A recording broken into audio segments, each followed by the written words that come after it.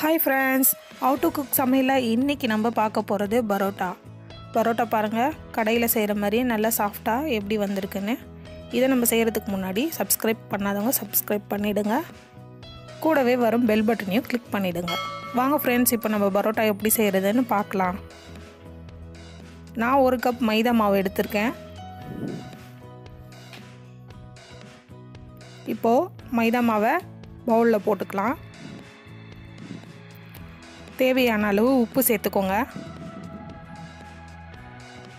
உப்பு சேர்த்து ஃபர்ஸ்ட் நல்லா கையில கிளறி விட்டுருங்க. கிளறி விட்டுட்டு கொஞ்சம் கொஞ்சமா தண்ணி சேர்த்து நம்ம பிசைஞ்சிக்கலாம்.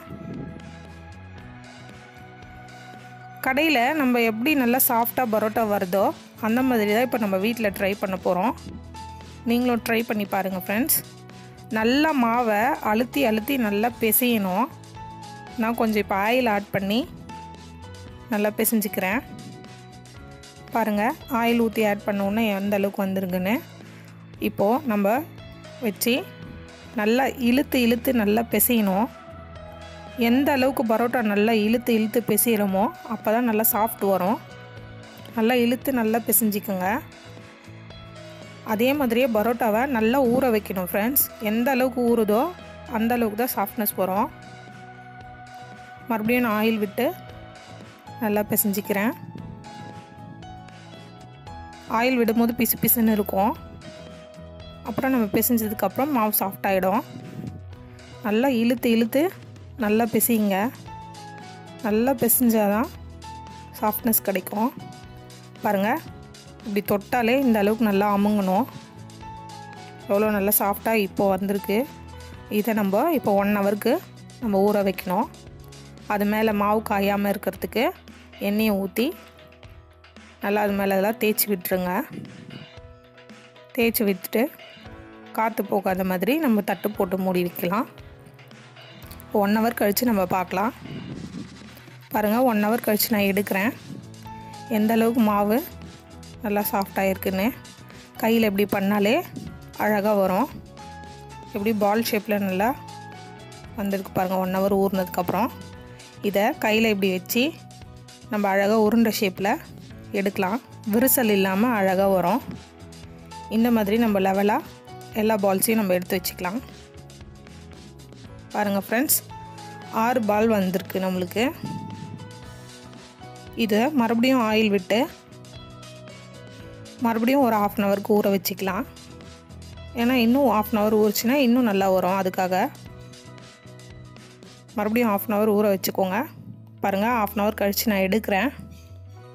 எவ்வளோ நல்லா சாஃப்டாக வந்திருக்குன்னு. ஒரு பிளேட் எடுத்துக்கோங்க. பிளேட்டுக்கு பேக் சைடில் அதை வச்சு நல்லா கையிலேயே அழுத்தி விடுங்க. நல்லா சாஃப்டாக ஊறினதுனால கையிலேயே அழகாக விரிஞ்சு வரும். நடுவில் ஓட்டை வந்துச்சுன்னு கவலைப்பட வேண்டாம்.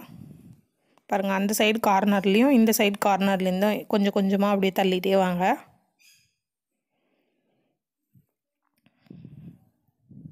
எவ்வளோ அழகாக வருது பாருங்கள். இந்த மாதிரி நம்ம எடுத்து அப்படியே ரோல் பண்ணிக்கோங்க. பாருங்கள், இப்படி ரோல் பண்ணிவிடுங்க. ரோல் பண்ணி அந்த கார்னரை நல்லா சேர்த்து அமுக்கி விட்டுருங்க. பாருங்கள் ஃப்ரெண்ட்ஸ், இந்த மாதிரி எல்லாத்தையுமே நம்ம செஞ்சு எடுத்துக்கலாம். இப்போது ஒரு தட்டில் நம்ம செஞ்சு வச்சுருக்க பால்ஸ் ஆயில் விட்டு வச்சுக்கலாம். லைட்டாக கையில் ரொம்ப மெலிசாக இல்லாமல் கொஞ்சம் கனமாக நம்ம தட்டி தோசை கடாயில் போட்டுடலாம். பாருங்கள், வேணும்னா மேலே ஆயில் ஆட் பண்ணிக்கலாம். நம்ம நிறைய ஆயில் இருக்கிறதுனால நான் சேர்க்கல. பாருங்கள், 2 பக்கம் நல்லா திருப்பி விட்டுருங்க.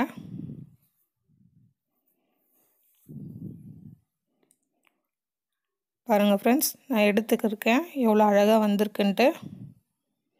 நீங்களும் ட்ரை பண்ணி பாருங்கள். சப்ஸ்கிரைப் பண்ணுங்கள், கமெண்ட்ஸ் பண்ணுங்கள், லைக் பண்ணுங்கள். Thank you friends.